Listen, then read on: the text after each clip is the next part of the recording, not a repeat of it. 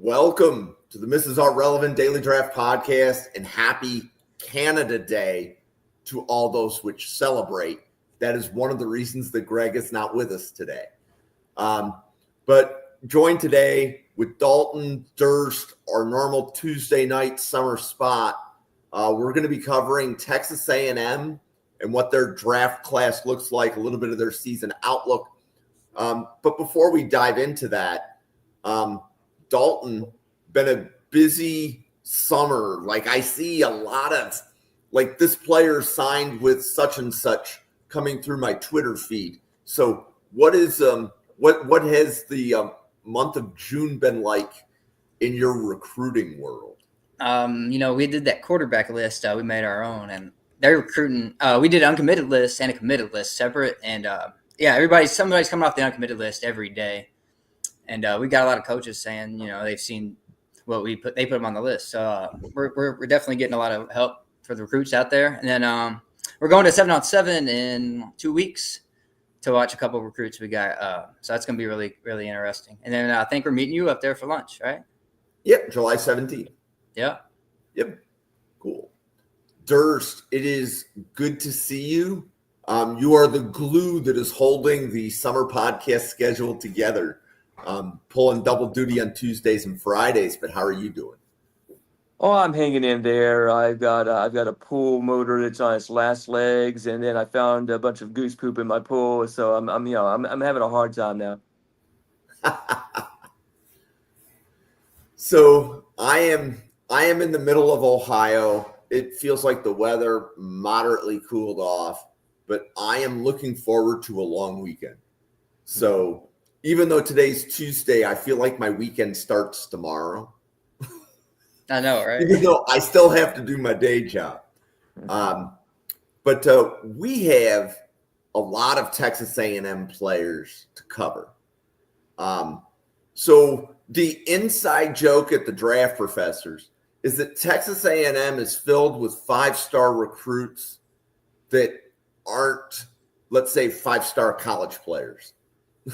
I think might be the right way to put it, right? So they get the cream of the crop recruiting, but then when we're starting to look at, let's say, draft stock, they're not all the players that are five stars are as high, maybe as their pedigree might indicate, but that's more of a joke. We're going to start with the Texas A&M offensive line. They have a lot of offensive linemen in this draft class, and we're going to start with offensive lineman Trey Zoom. So, Dalton, what do you have on Trey Zoom? Yeah, I like this guy. Part of McChesney's group he's got out there. So shout out to Matt McChesney, producing great linemen seemingly every year now. 6'7", 315, great size on him. He's a tackle. He can play guard a little bit if you need him to. Not great there because of his size, but he can play if you need him to. His actually straight line speed, I know it doesn't mean that much for a lineman, but his is like top tier. Doesn't mean that much, but it could translate to pulling and stuff when he gets to the next level. He has a really good kick slide and pass protection right now. His knee bend and hip flexibility to maintain leverage in his pass blocking. In the run game, he's just absolute mauler. Finishes through the whistle. He plays either tackle side or either really good. And his football IQ is great. The only thing he needs to work on, I would say, is his hand placement, very wide sometimes, and he needs better core strength to stop speed rushers that convert it to power. And I think he's a day 3 guy right now, but he's got a lot of potential. If he adds on some weight and shows he got some more strength in him, he can move up to day 2. Durst, how about you? So he's been basically the staple or the main constant for the offensive line. They've had some people that have shuffled in and out of the line, injuries. Reuben Fatherly was a freshman All-American a couple of years ago and started his freshman and sophomore year, and then he got hurt, missed a year, and then came back last year and was basically a backup.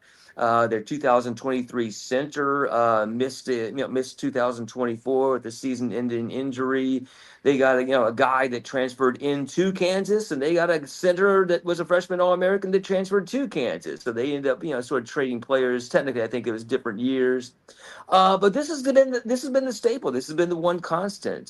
So he is going to be a 4 year. This will be his 4th year as the starting left tackle.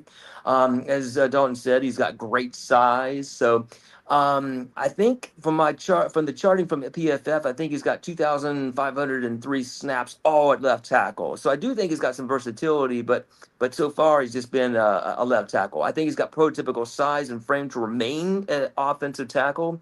And I wrote down hand placement and general coordination. I consider them strengths.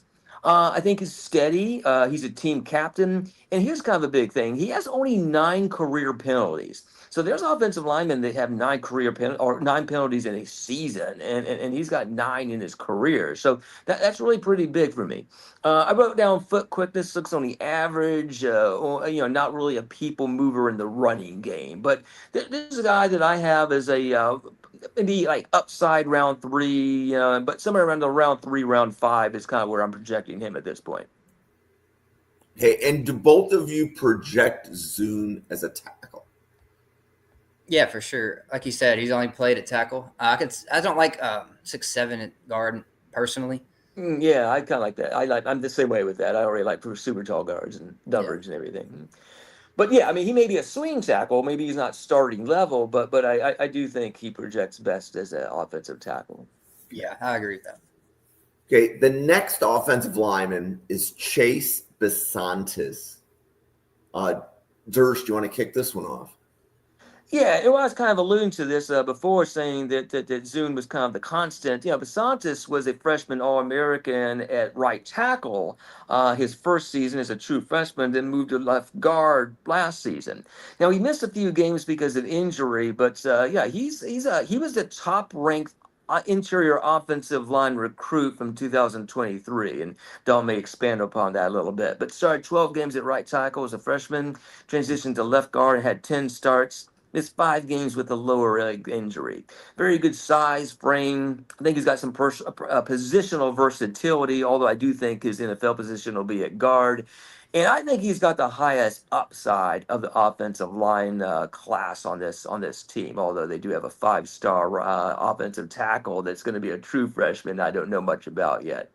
I don't think he's a great lateral mover, though. And he's got some, I wouldn't say he's got a lot of penalties, but he seems like he gets some untimely penalties. They're like kind of drive killers and things. So again, this is a true junior, and so he's still got, or he's going into his true junior year, so he's still got time to work some things out. But I think he's probably a top 100 pick.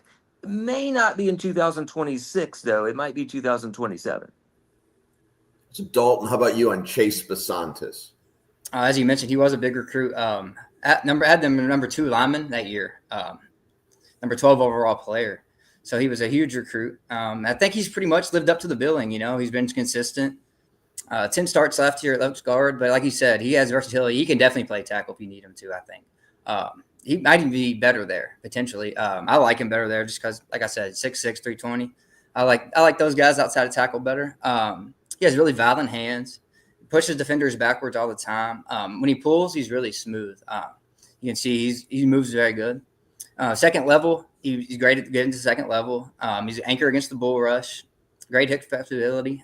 He just needs to get better at he struggles with lateral movement and pass rushes. When he gets leaning one way or the other, it's easy to get by him. And he needs to mirror better. But like you said, I think he's a top 100 guy, honestly, because his versatility is huge. If you need him to play guard, he can move over to guard in a hurry. Or tackle, if you can draft him as a tackle. He might get drafted. I don't know which one he's going to get drafted as, honestly. He could be either. Where do you think he'll be playing this year? I think this year he's a guard. I think he plays left guard this season. Okay. Yeah, I agree. They've actually kind of too deep at center with the 2023 starter and the 2024 starter. They've got, probably the next guy we're going to talk about is kind of a staple right now at the right guard position. And they really have, 2 right tackles that they got, I think, in the competition at this point. Yeah, so the next player is going to be a polarizing draft professor player, and that's going to be guard Armaj Reed Adams. Polarizing because Sam Teets has him as like guard 35. Mm-hmm. And then other draft professors like Owen have him as top 100. So huge difference in how people see Armaj Reed Adams. But Dersh, where do you fall on that spectrum with Armaj Reed Adams, the guard from Texas A&M? Yeah, and I actually think I saw one person tweet that he was their number one guard in the class, which I would be far removed from that. But Kansas transfer 2022 to 2023. He's played in 43 career games with 27 starts. He's also a team captain on his first season over at Texas A&M. And he's got this kind of interesting stat. He was, this is a PFF stat. He was second among Power Four guards in overall grade, run blocking grade, and PFF's wins above average metric in 2024. So that's pretty impressive. If you want to dig into the analytics, he's big and thickly built. He's got a lot of anchor. He's got the ability to anchor against bull rush, and he's certainly got displacement power in the running game. But he is a 6-year senior, and he's got, I would say, sort of average overall athletic ability. Lateral agility to mirror speed, I would consider somewhat of a weakness for him. So I'm definitely not going to have him, top 50, but I could probably buy into the top 100 depending on how he does, despite him being a 6-year senior. Dalton, how about you and Armaj Reed Adams? I mean, I feel like he didn't miss a beat last year going from the SEC, which that says a lot about a guy. But I also see the issues with his athleticism. I don't think he's a guy that you want out pulling, doing counters, stuff like that. But man, if he's just doing a straight power run and he's going downhill, he can move guys 3 or 4 yards downfield. And I've seen him on film, even just his punches get defenders off balance, and that's rare to see. That kind of strength. So his strength is crazy. It's just athleticism needs some work, but he's a good project, I think. So I could see him going second, third round for sure. Yeah, Bill, I think as I was listening to the descriptions, that was one of the players that was popping into my head. So I definitely I like that comp, and I could see that in my head as I was listening to Dalton and Durs. I believe Dale had Adams as his interior offensive lineman too. I believe he had one player higher on the inside.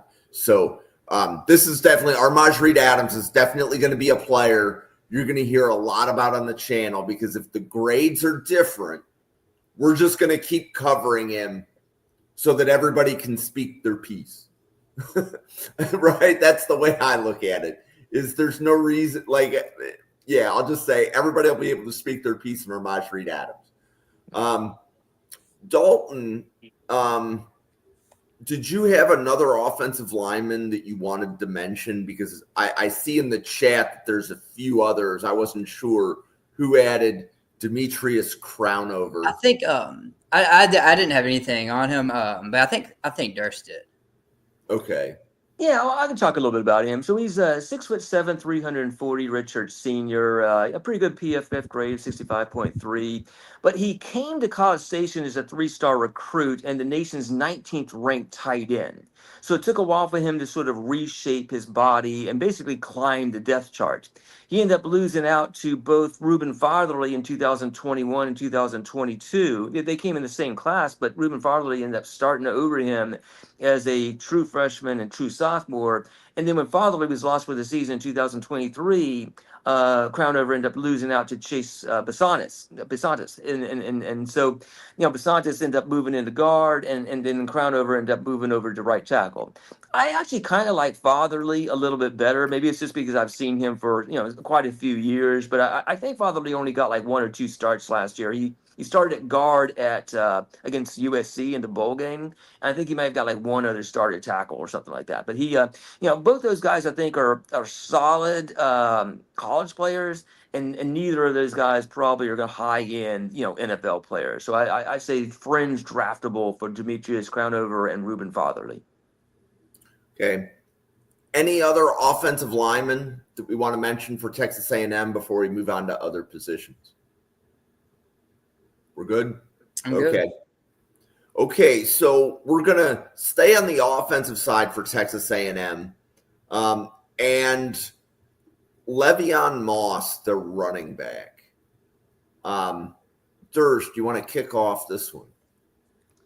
Yeah, so I'm a pretty big fan of Moss. Now, I also kind of want to attach another guy, which is that Reuben Owens, he got hurt in something like the first fall practice of the season, and he's a former 5-star running back that was maybe well on his way to earning the starting position, but he got hurt early in fall practices, which kind of opened the door for Moss to have sort of a breakout season. Then Moss ended up getting hurt at the end of the year, and then Reuben Owens ended up coming back from a Liggs Frank injury against Texas, and ended up, I think, getting to start, but he certainly got the bulk of the carries against USC in the bowl game. So at this point, I think that Reuben Owens might be the healthier of the two because Moss was kind of injured at the end of the season. So it'd be interesting to see how the carries end up sort of shaking out between the two. But Moss has got a very complete skill set to me. He's kind of a 3-down back, although I wouldn't say he's a bell cow, but more or less kind of a bell cow back. He is one of the guys I end up doing the numerical scouting on. So let me see. So I basically have 4-star recruit, number 3 ranked running back. He was a high school sprinter, and then he started 9 games, rushing for 765 yards, 10 touchdowns last year. Now, he only had 10 catches, so he's not a big factor out of the backfield, although in certain games he might, look like pretty competent as a receiver. So I wrote down very good size, frame, contact balance, went to a good pad level and toughness between the tackles, quickly regained speed if initially stopped, will lower his head and fall forward at the end of runs, and he only has 1 career fumble. Weaknesses: 2024 season-ending knee injury, and then how does Reuben Owens, dealing with his own season injury, kind of factor in? With just 22 career receptions, he may be viewed as a 2-down back. Although he also, he does that kind of that pattern where you kind of go in or go out and you go back in right in front of the quarterback, and he does that real competent. I have a comp for him of Lamar Miller, so that's the guy that I kind of comp to Le'Veon Moss. What do you think about him, Dalton? I like him a lot, man. Something I don't think you did touch on was his speed. He's a legit track speed, man. 10.84 in the 100-meter. So, talking about, we don't like the 40 times here. That's not the 40 time. 100 meters legit, I think. I don't know. But he's just really fast. But 6.3 yards per carry last year when he was playing. Falls forward every time he gets runs. Great backside cuts. But I am worried about him in the pass game a little bit. I think he's just really underdeveloped there. Not necessarily bad, but underdeveloped. I don't know if that says something about his coaching or his want to. But he's unnatural hands, too. He won't pluck the ball away from his frame. He kind of catches it in his body. Too quick to bounce outside sometimes, relies on his speed when he has so much power, too. But 6 foot 215 with that speed, I think he's right now I got him around 3 to 4, depending on his health and how much playing time he gets. He could be RB 3 or 4 in this class at the end of the day. Yeah, I actually had him as round 3, round 4, and I changed it just a solid round 4. And then part of that's just kind of looking at the running backs from last year that I was kind of high on. That, of course, that was a super deep class, but that super deep class might affect this year because seemingly every team in the NFL drafted a running back last year. I seen ESPN had him as the number 8 ranked non-quarterback in the whole country. I think I saw some tweet about that too. I think that's a little too high, but that tells you how high some people are on this kid. Yeah, because we did scouting reports on Moss last year. So Jake and Josh covered him. He was up there. He was up there, right?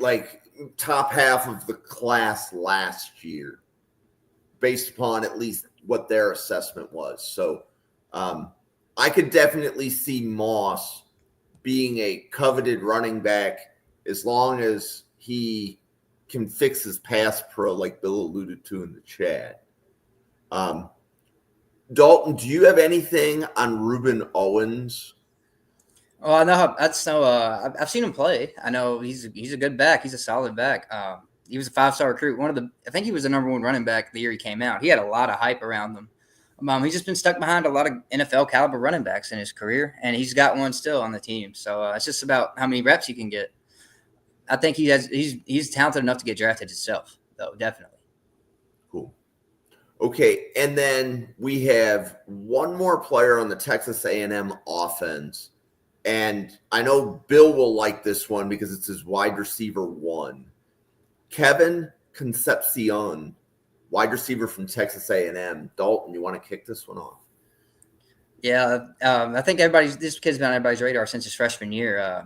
Absolutely dominated as a freshman. 839 yards, 10 TDs. Last year, I think he was held back by the QB play. I don't think it was so much him, but still, he didn't do the yards after catch he had as a freshman. So I don't know what was up there, but he is a really crafty route runner already for his age.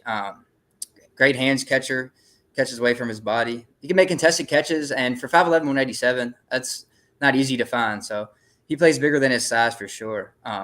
Like I said, yards out catchability. He looked great his freshman year. Looked a little worse last year, but I don't think that went anywhere. I think a lot of that was scheme-based at NC State. He'll have a lot more open space at A&M, I hope. Although I'm not high on Marcel Reed. He can play in the slot or outside. Very versatile receiver. I'd like him more in the slot with his speed, but he can play outside too, threaten outside corners and beat the press. He's so tough underneath too. He is not scared to take a hit. He'll take any of the underneath routes. And acceleration out of breaks is what really provides to get cushion from DBs. Acceleration. He knows when to accelerate out of the breaks every time. The only thing I think he needs to add on is a little bit of strength, of course, being 187, and home run speed on vertical routes. I don't think he has that. And at 5'11", 187, I think that kind of is a downfall to me. And then he wasn't consistent. Like I said, he had a great freshman year. Last year was a little bad. I don't have him as quite as high. I wouldn't say wide receiver 1. I got him right now, second round receiver, solid. Cool. And Durst, what do you have in Kevin Concepcion? Yeah, so this is definitely a guy I studied or watched a whole lot as a true freshman. So true freshman All-American, ACC Offensive Rookie of the Year. Concepcion led all Power 5 freshman receivers in catches with 71, yards with 839, and all freshmen, regardless of position, with 10 touchdown catches. He also carried the ball for 297 yards and even threw a touchdown pass. As a true freshman, that is. He had kind of a down kind of year last year, which would probably be my number 1 concern. When I watched him as a freshman, I tweeted out, this guy reminds me of Percy Harvin. The way he kind of goes seamlessly out of the backfield. He's very good at doing the reverses, the jet sweeps, the bubble screens. Most of his work was out of the slot. But then I don't think he's quite as explosive as Harvin, of course, which was quite he was quite of a freak. But everything from his ball security to his yak, everything kind of went down last year. And the quarterback situation is not great, but it hasn't been great the last couple of years. And so anyway, I wrote down Concepcion can line up in multiple spots in the formation, outstanding after the catch. A flash Percy Harvin-like blend of power and elusiveness in 2023. But that part of the playbook may go to true sophomore Terry Bussey at Texas A&M. He was a highly ranked guy, and he kind of flashed sort of that similar skill set going in and out of the backfield and in and out of the receiver position. Now, what's nice about that is that might actually allow KC to sort of develop as a true receiver. So right now, you don't really see him going against press that much, and you don't really see him doing a lot of downfield routes. And a lot of it was kind of the gadgety kind of stuff. He probably needs a few more branches on his route tree. But if Terry Bussey ends up being the slot gadget guy, that actually may allow Concepcion to develop into a more complete receiver. So I have them as a top 50 guy with an upside of Percy Harvin and a downside of Arian Smith. because Texas A&M, they've seen guys like this before who played as a running back, a couple of slaps here, and then wide receivers a couple of snaps here, and kind of a gadgety guy. And that's what Arian Smith was for a number of years at the Texas A&M team. So there's always that chance he just kind of falls into just that kind of category. But at this point, I'm optimistic that they are going to be able to open up his route running and make him into a more complete receiver going forward. Okay. And Durst, any other offensive players that you'd like to highlight? Well, so I think it probably would be a little bit dismissive if we didn't mention the quarterback just a little bit. Now he is just a redshirt freshman, and he's got very few starts under his belt. But not just couple like that. So, yeah, Marcel Reed is a redshirt freshman. I mean, so redshirt sophomore that played as a redshirt freshman last year when Connor Weigman, the guy we discussed last Friday, kind of was in and out of the lineup with some benching, but also some injuries. Now, his biggest problem is his size. He's listed as 180 pounds, or actually listed as 185 pounds. So he might be closer to like 179. We know a lot of times they lie on these things. So he's a very tiny quarterback. So he may end up being something in a couple of years. I just don't think it's going to be after his redshirt sophomore year. So probably should be kind of on our radar as a 2027, but technically he's got 3 more years of eligibility.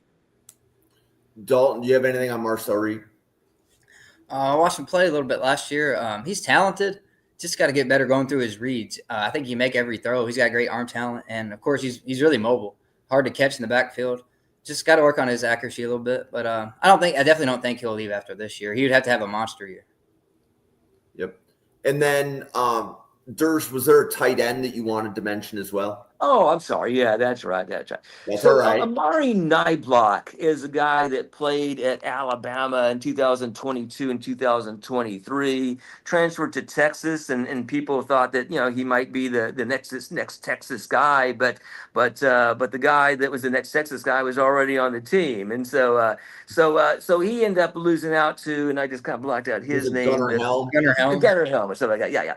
So he ended up, of course, losing out to him, and Gunnar Helm got like the vast majority of the snaps. So Niblock ended up catching only 5 catches at Texas for 26 career catches for his 3-year career. But he looks like he's going to be penciled in as a starter, and he's kind of a freaky athlete. He's got a lot of athleticism, sort of moves like a receiver. He's not really a guy that I would want to play in line too much, not at least on the NFL level. And I think probably teams will consider him more of a wide receiver, tight end tweener. But yeah, 6'4", 240 pounds. And I just have a feeling he's going to have a breakout season as a senior. I could be wrong. I've been wrong before, but I think he's an exciting guy. If I was playing any of this, college fantasy football, I'd probably have him on my tight end list. Didn't he make a couple like big plays at Bama? Yeah, so I did actually tweet out one around this time last year because I was excited about him going to Texas, and it was a play he had against Texas while he's at Alabama. I'm like, the Longhorns are familiar with this guy. Here's the play. So yeah, I mean he's the athletic guy that can break some. He can break some long runs and get up the seam with relative ease. So I think he just hasn't been at the right place at the right time, and I think he might be at the right place this time. Okay. Dalton, any more players on the Texas A&M offense that you'd like to talk about, either from a draft standpoint or from your recruiting angle that Home Squad Sports does so well? No, not really. Next year is when we'll have a lot more. We just started this year, and that 2026 class is when we'll know almost everybody. This year we're really focused on 2026 class since we're just now getting started. This year we're already behind, so. No, got it. Okay, so Texas A&M's defense, I don't know that loaded is the right word, but like out of the players we covered on offense, Concepcion is likely a top 100 player. Moss would be fringe. And at least one of the offensive linemen would probably go on day 1 or 2. So there's like 3 top 100 players on offense for Texas A&M, and that's my chief opinion officer mouth kind of shooting off a little bit. The defense is probably more loaded. So we're going to start with a couple of defensive backs. So the first one is cornerback Will Lee III. So Durst, what do you have on Will Lee III?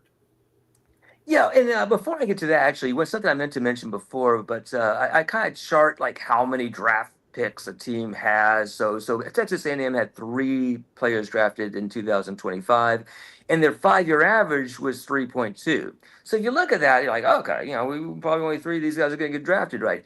But they had 7 players drafted as soon as or as recent as 2019. I think that's more what we're looking at this year. This could, I think, surpass that class. There is a lot of talent, and unlike in previous years, maybe now they're going to keep the talent there. They're not going to end up transferring like some of the guys like Evan Stewart, and they've lost a couple of these 5-star guys that they just didn't keep in house. But Will Lee's a guy that I like. So he started off at Iowa Wesleyan for 2021, 2022, was at Kansas State in 2022. He's got the cool nickname of the Blanket. He's a very tall corner with exceptionally long arms and really difficult to beat on the boundary. So he's listed as 6'3", 190 pounds. He's a 5th-year senior.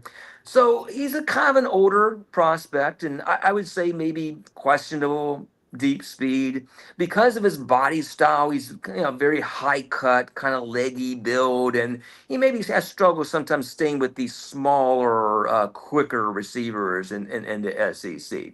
But he's a feisty kind of guy. I like his, not everybody likes this, but I kind of like his confidence that borderlines on arrogance. And he's, for a guy of his body style that people may think would be more finesse, he's anything but. So he got in a little bit of a tussle with Matthew Golden in the Texas game.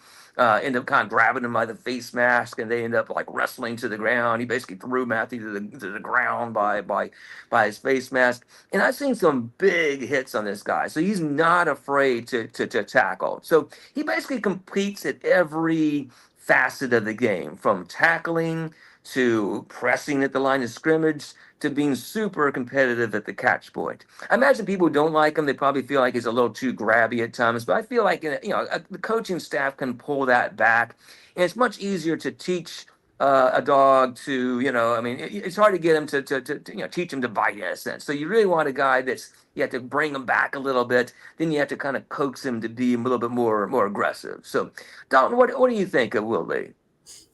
I love his size. First off, 6'3", 190. That's my favorite style of corner. I think like they have a lot more room for error. You're one step behind on a deep ball, one step behind. You can trail in position. Your long arms might be able to get to a ball that a 5'11", 6-foot guy can't. So there's just a lot more room for error for a corner like that. I love his story, like you said, the JUCO transfer. It tells you how much dog he got in him and how much effort he puts into his game. Second team All SEC last year. So anytime you're coming back, first or second team SEC, watch out for it. You're a baller. He has good hips for how big he is. Great and press man. Good ball awareness. Great to catch point.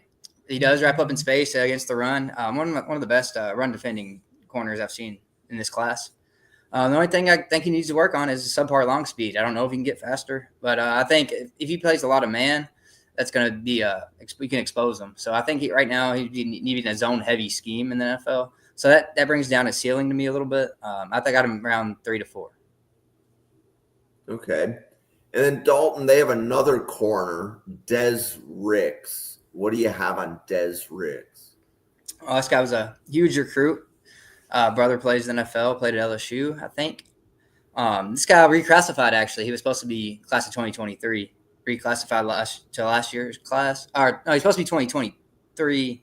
24, he reclassified to 23. Went to Bama, transferred out. He started a couple games last year at the end of the year. Tall, fast corner, explosive. Great at 50-50 balls. We haven't got a lot of film on him yet, but his talent is there. I think this year he's going to get challenged a lot more, right? Because you got Will Jones on the other side. You're going to have to throw to somebody. So I think he's going to be you're going to see a lot of them in games this year, and we're going to see how good he really is. But Right now, I got around 5 grade on him just because there's not enough film on him for me to put him higher. But like I said, his talent's there. Good size at 6'1", 195. He's quick for his size too, so I like his upside. What do you think, Durst? You got a lot on him? Yeah, I mean, so he of course he's a redshirt sophomore, and so he only played. I think he started 9 games last year, so there's definitely some tape on him. One of the games I watched recently was his game against LSU, and he was targeted 11 times in the LSU game. Now, it doesn't mean that he was just burnt over and over. I mean, Nussmeier's not afraid to test coverage and stuff. So, he's a guy that probably needs a lot of work. So, let me touch a little bit, just in case the audience doesn't know what this reclassified is. So, I think a lot of college people started hearing about it with Ryan Williams, the freshman, a wide receiver that was such a stud last year for Alabama. But there's been other examples. Quinn Ewers was one, and there was a quarterback a few years ago from South Carolina that did the same thing. So reclassified is a guy that basically is so good after his junior year that he decides to skip his senior year and go straight to college. So these guys are entering college at 17 years old. Now, unlike Ryan Williams did, who was a star and started for Alabama, most of the time these guys do have to take a redshirt year. Quinn Ewers did that over at Ohio State his first year. So they have, instead of just playing against, instead of just dominating against lesser competition in high school, now they're at least going against college players, at least on practice, even if they don't actually see the field. And so again, he didn't see the field as a freshman at Alabama in 2023, but got 9 starts in 2024. He seems to have all the traits you're looking for: length, speed. I actually sent out a tweet today where he was he basically was gaining grounds on, oh gosh, I just kind of forgot the guy's name though, but it was Aaron Anderson for LSU. So Aaron Anderson's a small guy that's supposedly listed as a 4.3940 guy. And there was a play where where Dez ended up not being the guy that was covering him, but the guy, the safety that missed him, he was going for, Anderson was going for a 60-yard touchdown. And so Dez ended up not catching him, but he ended up clearly making that ground on him. So I think this is a guy that has really the traits, but he's going to probably not be a guy that comes out as a redshirt sophomore. That's just kind of a rare thing. You got to see a lot of snaps in the corner, and sometimes you're just not doing anything in certain games, and other times you're just dominating a guy who's not very good. So I don't really like too many. I think Marshawn Lattimore might be the last redshirt sophomore that we saw that really came in and played well as a redshirt sophomore. So I do think he's probably a 2027 or 2028 guy, but I really think this is a good guy, or a good guy to be watching. Cool. And then Texas A&M has 2 linebackers. So the first one we're going to talk about is Scooby Williams. Durst, do you want to kick that one off? Yeah, so he kind of reminds me a little bit of Pooh Paul. So, I do think this is probably a day 3 guy. He was a Florida transfer 2021 to 2023, played in 25 games and had 70 tackles over at the University of Florida. But he had his career year in 2024. Now, rumor has it he played all 2024 with a torn, I think it's meniscus. So, one's got to think that probably affected his performance in some way. But I have him as a good blitzer. But I say just average size, speed, and fluidity. I kind of said that before I found out he tore his meniscus, though. I thought he's a little bit below average in coverage, which, again, maybe explainable. So I've seen him make some big hits. I like him as a blitzer. And I'm interested to see, because I didn't go back and really watch the Florida tape, to see what he looks like healthy in 2025. Cool. Dalton, how about you? So I watch this guy play a lot because I'm a Florida fan. I watch every game. We did not, I'll be honest, when he transferred, we weren't worried about it. No big deal. He wasn't great for us at all, honestly. But he did improve last year. He did. I'm still not crazy high on him. I don't think he has great athleticism. He's average. He's just average across the board at a lot of things. Average tackler. I got him as an average blitzer. He's average if late round pick guy. But he's just not outstanding at anything. I don't think he'll ever be a starter in the NFL. He's just a pure run defender right now, too. And it's just not in. It's not in right now. He said he was a good blitzer, which I can get behind a little bit, but it seems like he has to be a straight line blitzer. Like if he has anybody locked up on him, he can't get off at that point. What do you think about that, Durs? Have you seen that? Well, so let me ask you this: since you're a Gators guy, how do you think he compares to Shamar James, the Gators linebacker? I think he went in Yeah. 5th round last year. Yeah. Do you think he's clearly worse than him, or? I think Shamar was more athletic, but he also was not as physical. Scooby's more physical for sure, but I don't think he's physical enough to the point where it overcomes his athleticism. You know what I mean? I think he would have to. He's not a Brian Urlacher type. Let's say that. Okay, and the next linebacker for Texas A&M is linebacker Taurine York. So Dalton, you want to kick that one off? This guy I'm excited about. I think a lot of people are. It should be. He's one of the best linebackers in the country last year. Started all 26 games in his career. He's going to be a true junior. 82 tackles last year, 9.5 for loss. He's probably going to be a preseason All-American this year. He was improved coverage skills last year, but leaps and bounds from his freshman year. So you can see he's still getting better. He can identify the blocking schemes really well. Never gets sucked in. He doesn't get fooled by misdirection. He always stays home. He gets underneath blockers' pads, maintains his gap. He rarely misses tackles. He's good in coverage. He tracks the ball through traffic. There's not much this guy can't do as a linebacker, and I think he's a 3-down guy. And at 6 foot 235, that's really hard to find nowadays in the NFL to be a 3-down guy. But I think you can keep him on the field in 3rd down passing situations, and you're not going to miss much. The only thing he needs to work on really is his pass rushing. But I think, to me, he's a middle linebacker, so you don't have to worry about that too much. Cool. Durs, Taurine York, linebacker. Yeah, I'm definitely a big fan. He really caught my eye in the 2023 season, which is when he was a true freshman, because Edgerrin Cooper was my number 1 linebacker that year. And I'm looking at, like, beside him, like, wow, this guy's going to be like the next Edgerrin Cooper. This guy looks like he might even be better than Edgerrin Cooper, because Edgerrin Cooper, if he was a senior, maybe even a redshirt senior when he come out, and this this true freshman looks like he was phenomenal. So as a true freshman All-American, York started all 12 games and finished 2nd on Texas A&M with 74 tackles in 2023. He ended up, this is another PFF stat, but he leads all returning Power 4 linebackers with 59 run stops since 2023. So over the last 2 seasons, which again he is going into his true junior year, so he's only played 2 seasons. He can play stack linebacker or run and chase. He's a guy that you can see kind of, he starts to move this direction and follow the flow, and then he can take it all the way to the sideline to chase down the running backs. I like his downhill trigger. I like his lateral agility. Now, he's listed as being 6 foot tall and 235.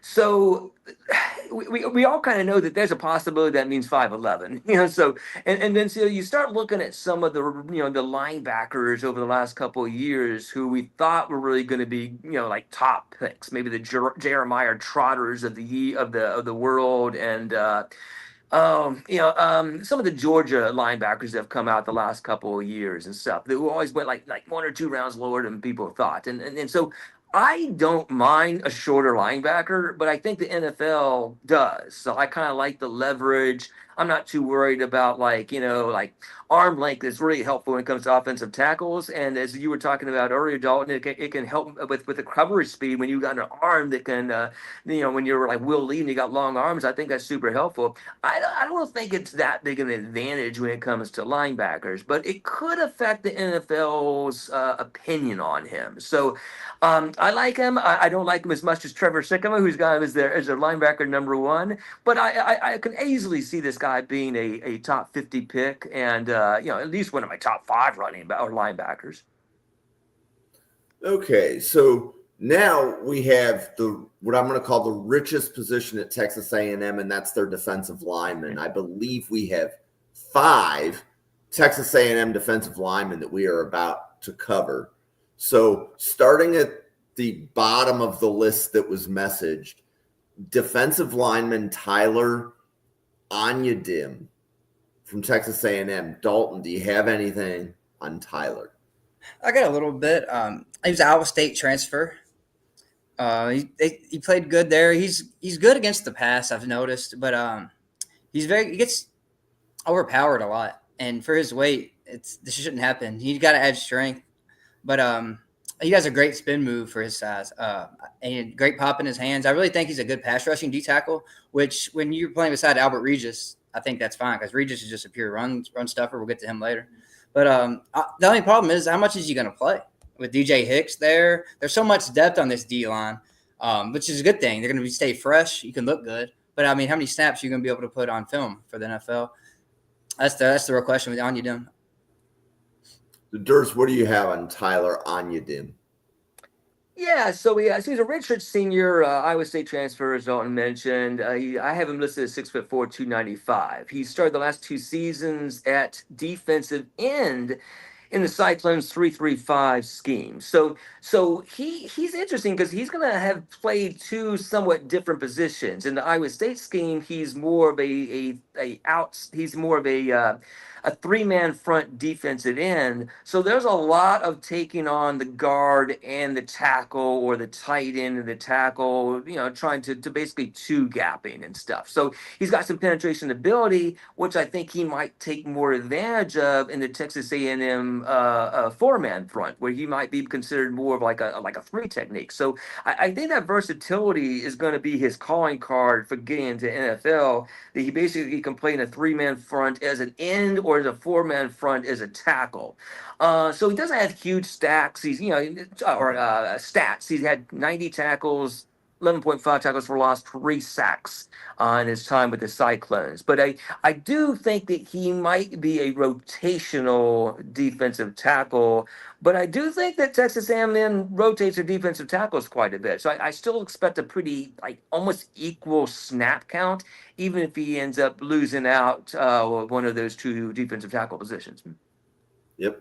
And Durs, the next defensive lineman we're going to cover is DJ Hicks. So what do you have? There you go. Yeah.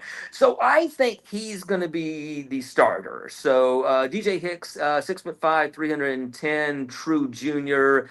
Top ranked defensive tackle recruit in the nation, and he enters fall camp according to some sources as a projected starter. Although our lads actually has the other guy, Onindam is the projected starter. So I think Hicks is a freakier blend of size and athleticism. I think he's a guy that can play with power, he just moves a little bit uniquely for a guy that's 310 pounds, 315 pounds or so. So, he's a guy, of course, that might end up being a 2027 prospect, but I think it's good to go ahead and get eyes on him this year, because he could end up having a blow up season and a breakout season this year. I think the media for Texas A&M seems pretty excited about him. And Dalton, how about you? Like you mentioned, this guy was a huge recruit, number 12 overall in the country, number 1 D lineman. And he owns all the physical traits you can ask for in a D lineman. Height, weight, huge hands, exceptional strength at the point of attack, very powerful punches. We just haven't got to see it on display a lot. He was behind a lot of players. Shamar Turner, one of them, off to the NFL. So we haven't got to see many snaps from him, but he said he's been waiting for his time, and it's here. So he's excited. He's ready to get out there. I'm excited to see him too. I really think he's the guy to watch out for on this defense. Out of all the D linemen on this team, I think he has the most potential. Okay. So we have 2 more defensive linemen to go. But before we do that, let's pause for a quick commercial. So Dalton, do you want to let everybody know about Home Squad Sports and what you do when you're not podcasting with the Draft Professor? Yeah, I'm Dalton Home Squad Sports. We do a lot of recruiting. That's what we've been focused on lately, especially it's kind of a dead period right now for NFL and college. Not much going on, not too much to talk about. So we've been really grinding on the recruits. Going to have a 2027 board for every position coming out, slowly but surely. And then we'll have a position rankings for the upcoming college season too. The top 10 list coming out, every position. So something to look for. Follow us on all the socials, Twitter, everything. Home Squad Sports. Awesome. And pleasure to have you helping out at the Draft Professor once a week. Absolutely love having you here. So no problem, Matt. Thanks for having me on. Yeah.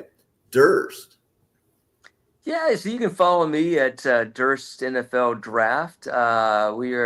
I'm in most of the summer doing 2 podcasts a week over at the Mrs. Are Relevant YouTube channel, doing quarterbacks on Friday, and then usually we'll pick a team on Tuesday and try to go through every one of their prospects. Stay tuned next week. We got Alabama next Tuesday, and when I'm not podcasting, a little bit of pickleball, a little bit of golf. I'm an old guy and try to get all the goose poop out of my pool. I guess I'm old too. I play a lot of pickleball and golf.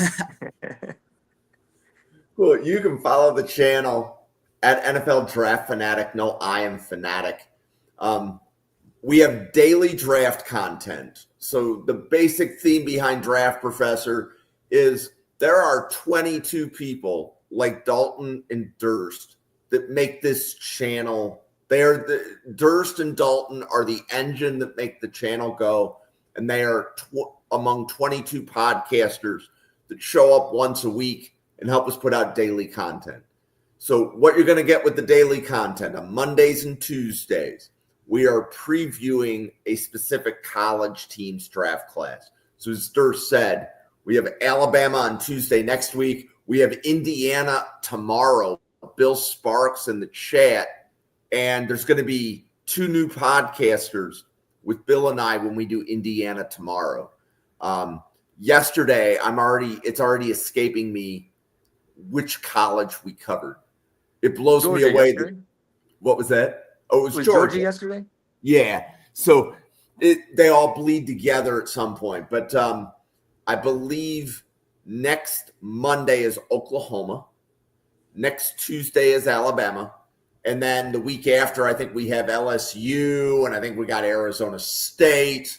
And we're basically looking at draft classes for a school where there's 8 to 12 players to talk about.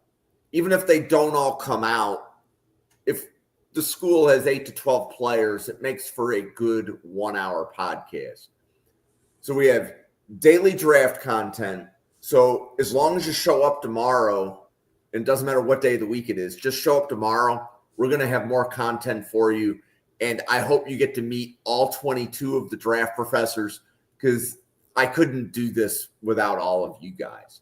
So I also want to give a special shout out in the chat. So as I said, Bill is here, and Daniel from Home Squad Sports, who's the other half from Dalton.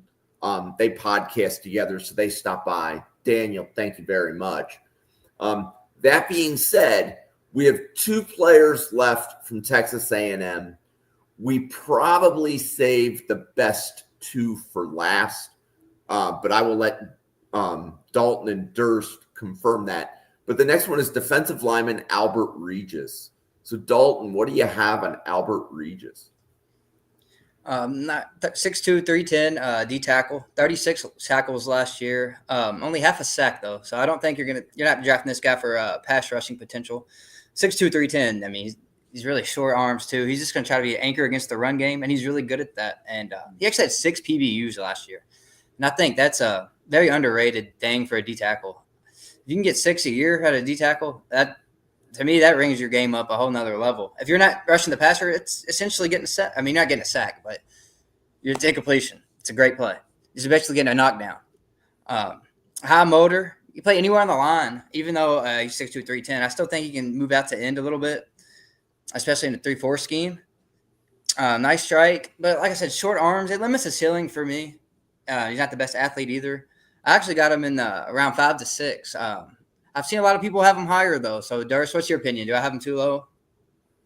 No, I'm right down there with you. I think in the NFL he's probably considered to be a 2-down type of lineman. I mean, yeah, he's got some untapped potential maybe as a pass rusher, but he's got a very squat, sort of like that whole fire hydrant type of build and body. I think it's what's so exciting about Hicks is he almost combines all the best parts of the other 2 defensive tackles. So So yeah, so he started 13 games in 2024, and as you mentioned, 6 PBUs, which was third amongst all SEC defensive linemen in 2024.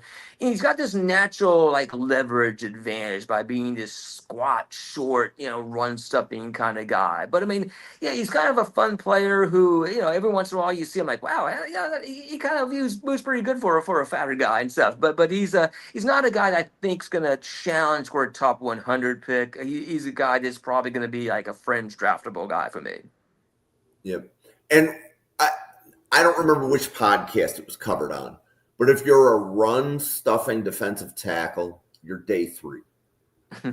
If you look at what the draft was last year, where it was stacked with defensive tackles, guys like Jordan Phillips and CJ West, when on day 3, the NFL will, if you have pass rush upside, the NFL is going to take you on day 1 or 2. They want pass rush out of their defensive tackles. If you're only going to be a run stuffer, you have to be a very good run stuffer, or you're going on day 3. And it's okay to be a round 4 or round 5 defensive tackle. Like those guys, if you're drafting round 5, you're in a rotation almost immediately. It's just whether or not you're in a 25% snap rotation or a 60% snap rotation kind of thing. So just because you hear us say day 3 defensive tackle, do not take that as a demeaning comment. We're just simply trying to communicate this is how the NFL values specific styles of player. That being said, the last defensive lineman for Texas A&M is edge Cassius Howell. Durst, do you want to kick this one off? Yeah, so this might be the guy I'm most excited about, because the more I watch, the more excited I got. I already knew who Concepcion was, and as I mentioned, York, I've known about him for a couple of years there. Really, my first experience watching Hal was when he missed on Lenoris Sellers on one of these tackles, and But then the more I watched, the more excited I got. So Bowling Green transferred 2021 to 2023. In 2023, he led the MAC in sacks with 9.5 sacks. He was a backup in 2024, but maybe we should call it more of a rotation, because he was the second highest pass rush grade among SEC edges per PFF. Breakout season expected. He's going to be the starter for sure. He started the bowl game against USC when Shamar Stewart and Schowerton, had already declared for the NFL, and he looked like this was a massive game for him. So he had like 5, run stops. He had 6 pressures. He had a sack. He had an interception. So you can see where this thing's going in 2025. So good size, good length, very good bend, good get off and bend, a great motor. And to me, he's got a little bit more of a 3-4 outside linebacker build and skill set. He's now listed at 255. I think last year was listed at 245, but they said he put on like 10 pounds. And I've seen him drop into coverage quite a bit. Against your Gators there, Dalton, I saw him drop into coverage on quite a few snaps. Usually didn't do too much. And then at LSU, I noticed he guarded Mason Taylor like one-on-one on I think it was like a wheel route. So it was kind of, going up the sideline. So I feel he's a very competent coverage guy, but he's going to make most of his millions rushing the passer. So, Dalton, what do you think of this guy? Well, I think going back to the Shamar Stewart, Nick Scoreton thing, I think he outplayed both of them last year, really. Mm-hmm. Yeah, neither one of them. He was second on the team in sacks. I only had 3. I guess they didn't have many sacks as a team, even though they had so much talent. So, but 91.4 pass rushing grade, like you said, a second best in SEC. This guy is just oozing potential as a pass rusher, I think. He has so many moves already, multiple pass rushing moves, inside counter, great spin, quick first step, good bend around the corner. You just got to see him play more, and I think this year we're going to see him break out. I could see him having double-digit sacks this year. He's going to be the number 1 pass rusher. I don't think he comes off the field in any pass rushing downs this year. Yeah, I want to shout out a guy, a Texas A&M YouTuber. It's Drew Tamu. He's got a YouTube channel, and he put out a graph that was showing a comparison between Hal Scorton and Shamar Stewart. And so Hal's PFF grade was 91.4, Scorton was 80.6, and Shamar Stewart 67.2. Hal had 4 sacks, Scorton 5, Shamar Stewart 1.5. Hurries 24 for Howe, and this is where he was behind the other two. But again, he wasn't getting the start snaps. Total tackles, he had 40, which is more than Scorton or Shamar Stewart. And the solo tackles, he was only 1 behind Scorton, way in front of Shamar Stewart. So that was really an awesome graph that's on my timeline, but also on Drew Tamu's YouTube channel and stuff. So yeah, he's a guy that was very efficient with his snaps, had a breakout game against USC. Thinks going to be a star this year. The more I watch him, the more excited I get. Cool. Any other players from Texas A&M, whether they are seniors or underclassmen, that you guys want to I got shout a guy I out? kind of want to talk about. So Tyreek Chappelle is a guy that's a redshirt senior. He may or may not end up playing nickel corner as a starter this year, but he was in my top 10 summer scouting corners going into the 2023 season. So he started 8 games as a freshman All-American in 2021, and he's got so he basically had a lot of injuries the last 2 years. He got injured, I think, in the second or right prior to the 3rd game last year. So he missed most of last season, quite a bit of 2023. But he started off his college career looking like a real surefire draft pick. So transitioning from backpedal to moving forward is what I really like, his click and close, and really does a good job fighting through the trash. He played primary boundary in his first 3 seasons, but was moved into the slot as a nickel corner in 2024, but then got injured and stuff. So he's got very little time as a nickel. So yeah, season-ending lower body injury in 2024, played just 2 games, missed time in 2023. What does he have at this point is a question. Is he? I don't even think Our Lads has him listed as a starter because I think they brought in another transfer. I think this guy, if he's healthy, is being a starter and one of the better players on this team. And you said his last name was Chappelle? Yeah, Tyreek Chappelle. So number 7. Yeah, I'm interested to see if he beats out Jordan Shaw. Jordan Shaw's the transfer Right. I think you're talking about from Washington. Mm-hmm. So he's good. I like Jordan Shaw, so I don't know. I not watched much Shaw, but I still have some Tyreek Chappelle from a few years ago that just I really liked him, but it's hard to say if he's still the same guy at this point. I'm rooting for the guy though. Cool. So I like getting new names, especially corners, because the corner board for scouting reports was a little thin. So I'm actually updating that now. Yeah, and especially if you're like me, I like to have a separate nickel slot corner. That if he does play a lot, that's going to be the position he's playing because the outside corners are already kind of spoken for. For sure. So Tyreek Chappelle, Texas A&M. I've heard that name before, for sure. Yeah, he was a freshman All-American 5 years ago. Yep. So long ago. Okay, so for those that listen, I think we just covered 14 names from Texas A&M. So if we're 50% correct, 7 of them get drafted, and I'm confident with already the preliminary grades that 7 of those guys will. Right, because there were 3 on offense, and I counted 4 on defense that were pretty high. If they're borderline top 100, that's a good place to be at this time of year. Yeah, and 7 will be the highest they've had since 2019. But Yeah. I do think that this is a little bit of a different team this year. Got a lot of guys. Some of them may end up coming back to school. Happens more and more because some of the surprises. But I think there's enough guys that we should see, 7 at least drafted in 2026. Yeah. Yeah, they have great talent on this team. I'm just ready to see them actually play football. They seem like they go 8-4, 9-3 every year. I want to, they can get over that hump ever.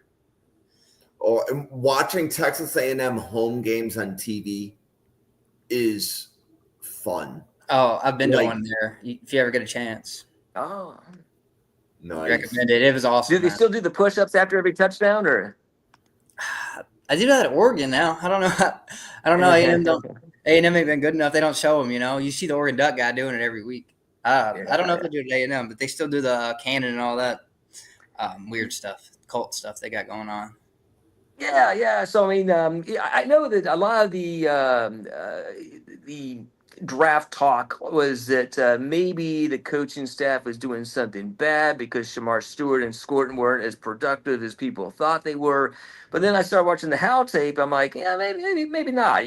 So maybe it just has to do with their body style and again, Hal being maybe more of a pure edge. But a lot of people I think are still kind of looking at same old Texas A&M, but they got a different coaching staff in 2025. Or 2024. That was their first season under Mike Elko, and I'm excited to see what they're going to do in year 2 under Elko. Yeah, me too. Well, thank you for everybody that is watching. A reminder, hit that subscribe on YouTube. You can also check this podcast and our other podcasts out on Spotify. And we have more content coming at you tomorrow. So thank you, everybody, for watching.